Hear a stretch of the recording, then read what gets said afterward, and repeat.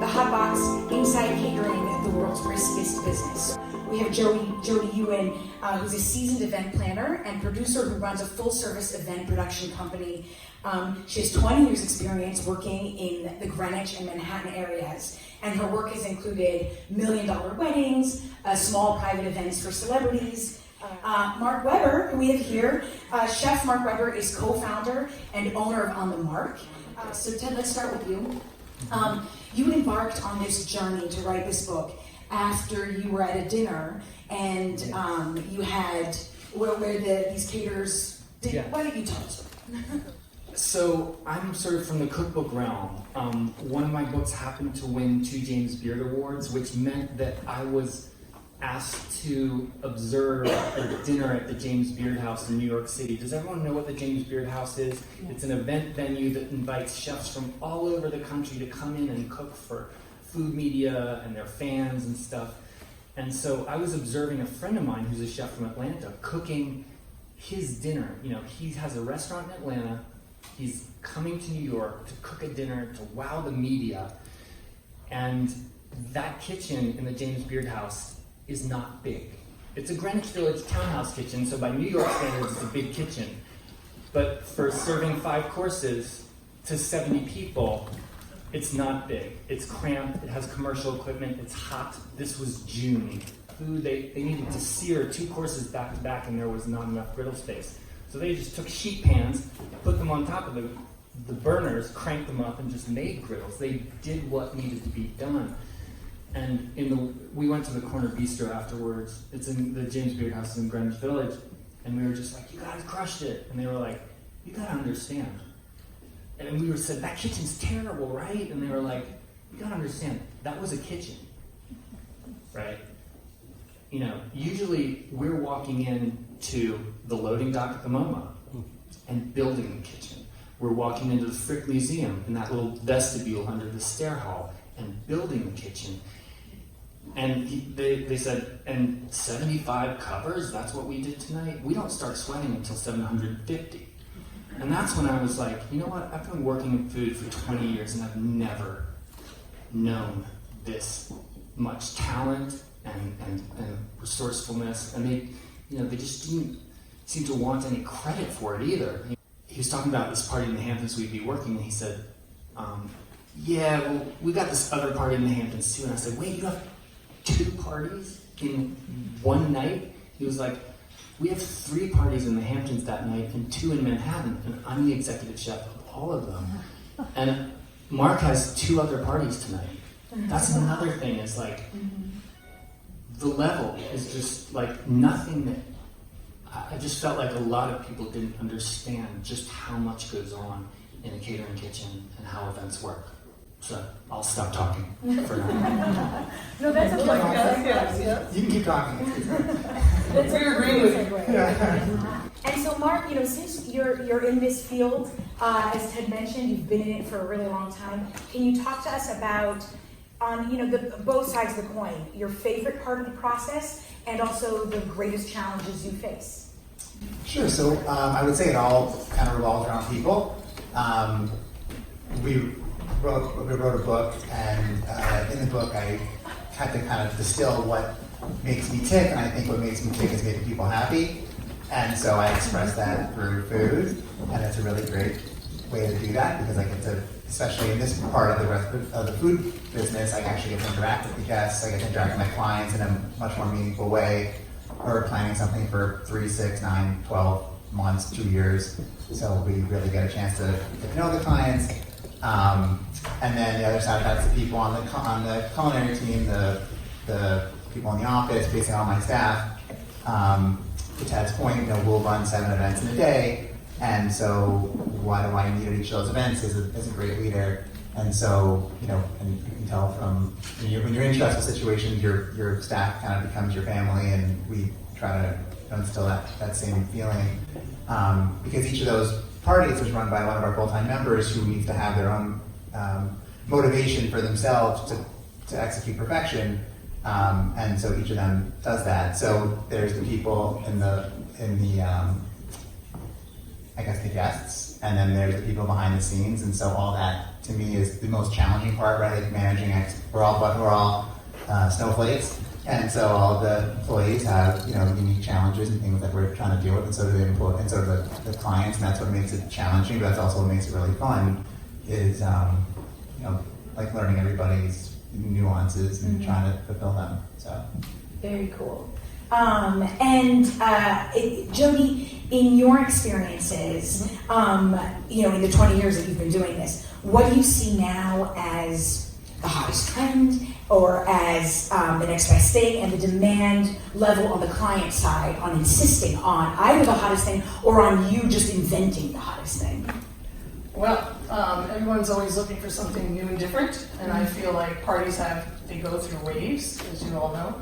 I feel like people like the after party has become a big thing with weddings and parties and creating a lounge scene, and decorations have changed very much in the last 10 years. People always did linens at parties, and now I feel like they're losing the tablecloths and doing more furniture and trying to bring the environment from outside inside, whether they do picnic tables or wood high tops. But I always like to give someone some kind of a shock that they'll remember to make one party different from another. Right, and you talk a lot about this in your book, actually, because of, you mentioned pinch catering, which the pressure to deliver that wow factor, especially if you're doing an event year after year, like a gala, or somebody's birthday that everyone knows. It's like it's always got to be better, right, and more impressionable, and so the pressure is so extraordinary. Right. Like Extraordinary. one of our galas, 18 years I've done this one fundraiser, and it's in the same hotel, and every year they're like, well, how are you going to transform it this year? And there's only so much you can do in the room, and we try to make a theme and try to make it it's always has to be like a little bit different and better. Right. But the budget can't go up. The budget. Yeah, the budget can't go up. Even though, but also to your point, and to the point of everyone here, in the New York area, everyone's used to dining out in the best restaurants and going to parties, going to multiple parties a week. That was always the thing when I was thinking about working the Park Avenue Armory Gala for the 3rd year in a row, and just thinking, oh my God, how are they going to make it? And it's like, that gala is probably for those people the 3rd gala of that week. And, Sure. That's extraordinary. Like, how do you engage that client? And yet, they do that. They work at that. Like, how do we take that person to a place where they feel like, oh, that was really special? Can you tell us your crazy story? Was there ever just an utter disaster that you dealt with, that you did this quick solution and nobody ever knew any different?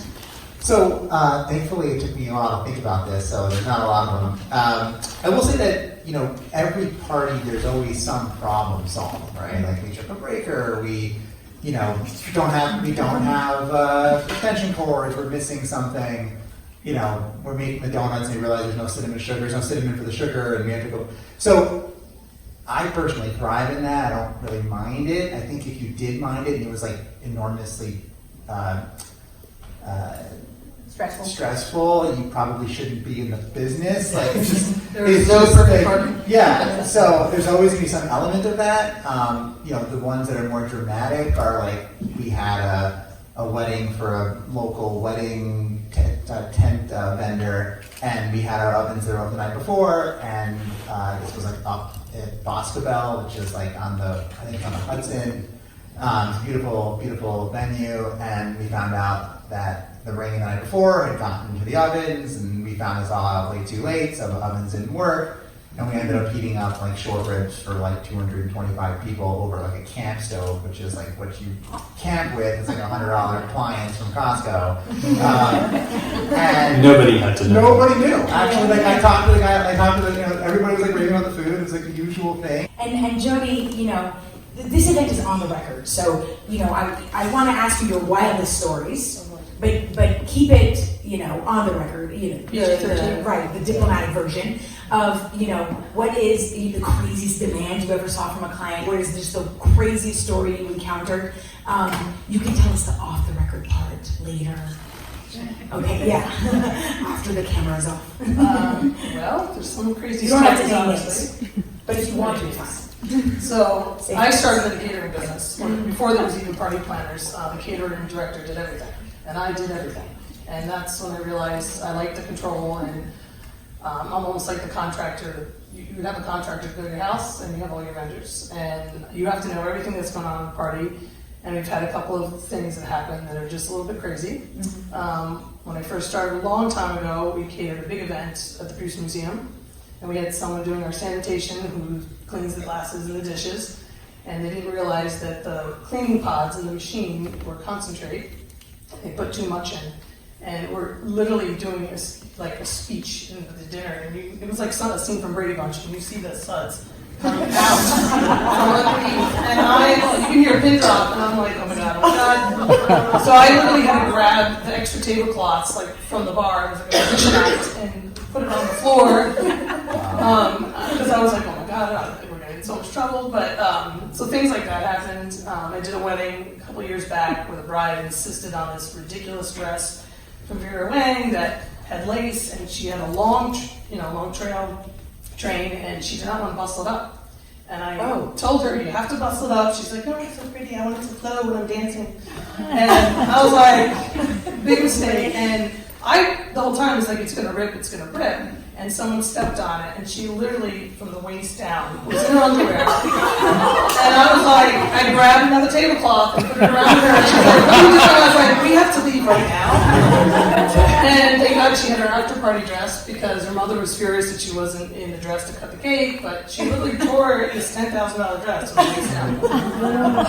It was crazy. And another story, a couple years ago, actually, Elaine was at this party, and it was a very high-end party in town, and we had string lights and rope lights seem to be the trend right now, with lights outside, and people like fire pits, and we had a fire pit, and I literally told the person who was in charge only to put a couple of the lighter sticks on there, and don't light it until I tell you to.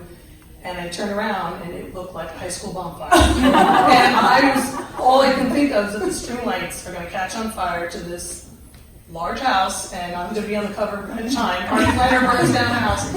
So, I carefully go over to the bar, and with all my fingers, I must have grabbed 6 water pitchers from the bar, and he's yelling at me, taking this water. And I walk by, and I poured it out over, and Elaine's there taking pictures, and I'm like, it's all under control, and no one knew anything different, but that was probably the only time I've ever sweated at a party. Stuff always happens at parties, and you just get through it, and you deal with it, but there's always stories, and it's always fun, and I always say I could write a book for behind-the-scenes stuff that is not PG-13. But, I mean, that was in the back of my mind while I was writing the book, literally from the first day, from that James Beard thing. It's like, who would choose to have this be their night after night, daily life?